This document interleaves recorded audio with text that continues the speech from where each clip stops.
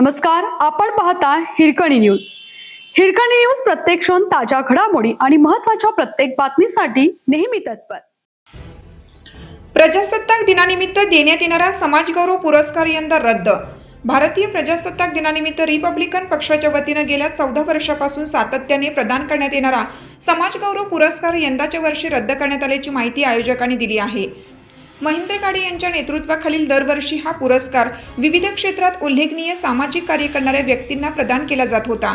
मात्र यंदा पुरस्कार समितीतील माजी अध्यक्ष गौतम कांबळे तसेच मार्गदर्शक प्रकाश कांबळे यांच्या मातोश्रींचे दुःखद निधन झाल्यामुळे शोकभावनेचा सन्मान राखत पुरस्कार समितीच्या सदस्यांनी एकमताने हा पुरस्कार यंदा न देण्याचा निर्णय घेतला आहे. या निर्णयाची नोंद सांगली जिल्ह्यातील तसेच परिसरातील सर्व सामाजिक कार्यकर्त्यांनी घ्यावी असे आवाहन निमंत्रक महेंद्र गाडे यांनी केले आहे.